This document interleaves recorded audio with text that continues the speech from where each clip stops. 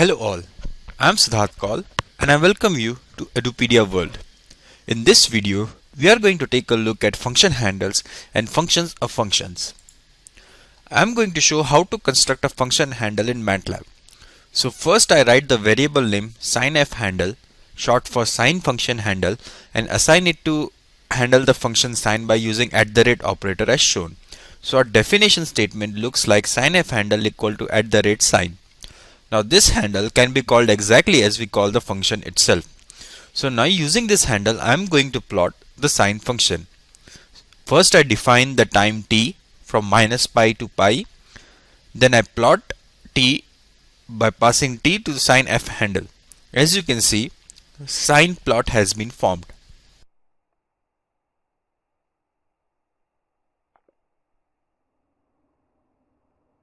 Similar to this, we can do the same for cos. We define cos f handle, short for cos function handle, and assign it the handle for cos by using @cos.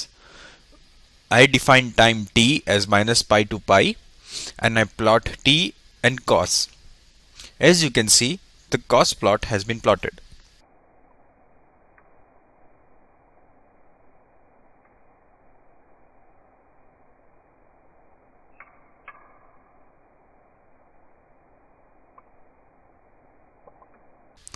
A class of function called function functions work with nonlinear functions of a scalar variable.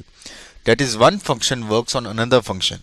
The function functions include like zero finding, optimization, quadrature, and ordinary differential equation. MATLAB represents the nonlinear function by the file that defines it. For example, here is a simplified version of function humps that you can find in the demo folder of the MATLAB.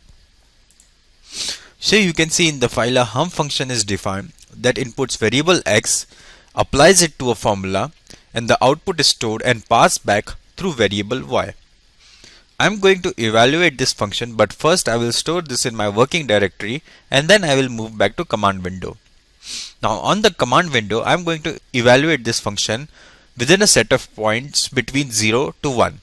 So I am going to define x, x0 to 1, and then y I'm going to write as humps by passing variable x. Then I'm going to plot the function using plot xy. As you can see, a hump function has been plotted. Let's go into detail of the graph. The graph shows that the function has local minimum near 0.6, the point highlighted in yellow. The function fminsearch finds the minimizer, meaning the minimum value of x where the function takes on this minimum. The first argument to fminsearch is a function handle to the function being minimized, and the second argument is a rough estimate or rough guess at the location of the minimum.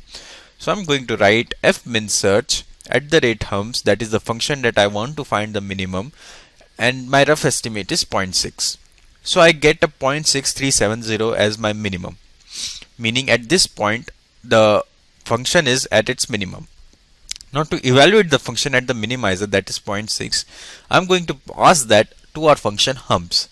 So I get an answer 11.2528. So this is the point at which the minimum is there. Numerical analysts use the term quadrature and integration to distinguish between the numerical approximation of definite integrals and numerical integration of ordinary differential equations. MATLAB quadrature routines are quad and quad L.